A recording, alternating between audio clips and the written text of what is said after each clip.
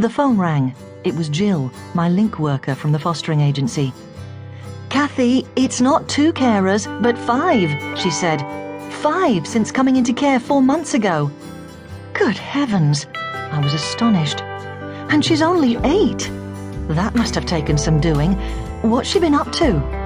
I'm not sure yet, but social services want a pre-placement meeting to be certain she doesn't have another move.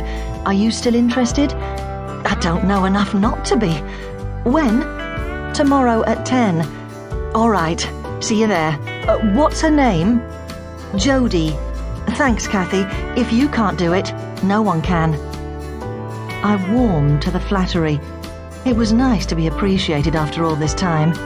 Jill and I had been working together now for 4 years and had established a good relationship. As a link worker for Home Finders Fostering Agency, Jill was the bridge between the foster carers and social workers dealing with a particular case. She coordinated the needs of the social services with the foster carers and provided support and help as it was needed. An inexperienced foster carer often needed a lot of backup and explanations of the system from their link worker. As Jill and I had been working together for some time, and I was an experienced foster carer, we were used to each other and got on well. If Jill thought I was up to the task, then I was sure she meant it. But a pre-placement meeting, it had to be bad. Usually the children just arrived, with a brief introduction if they'd come from another carer, or with only the clothes they stood in if they'd come from home. I'd had plenty of experience of both, but none at all of a pre-placement meeting. Usually there was a meeting between everyone involved in the case as soon as the child had been placed in foster care, but I'd never been to one held beforehand. It was my first inkling of how unusual this case was.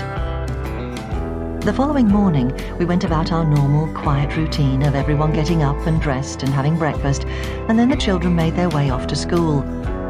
I had 2 children of my own, Adrian, who was 17, and Paula, the youngest, at 13. Lucy, who had joined the family as a foster placement 2 years ago, was 15 and now a permanent member of our family, just like a daughter to me and a sister to Adrian and Paula. She was a success story.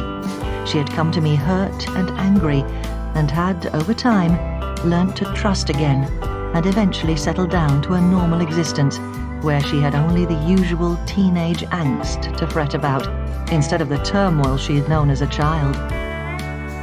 I was proud of her, and she was a testament to my belief that love, kindness, attention, and firm boundaries are the basis of what any child needs to flourish.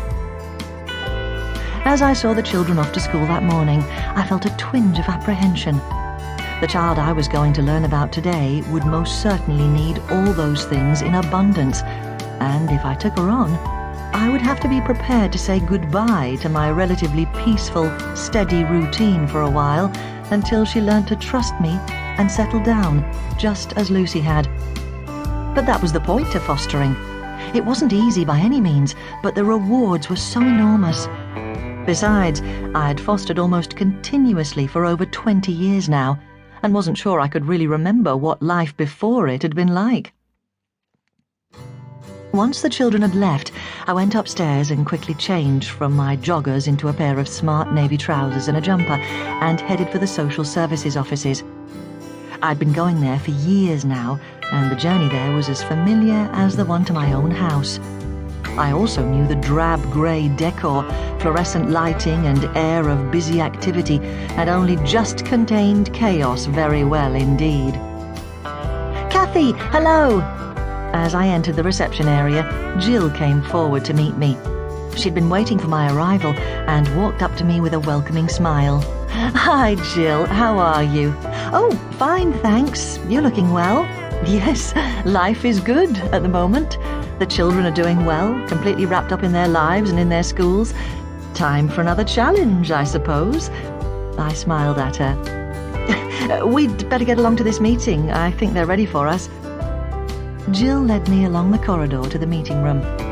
As we entered the room, it was obvious at once that this was a big case.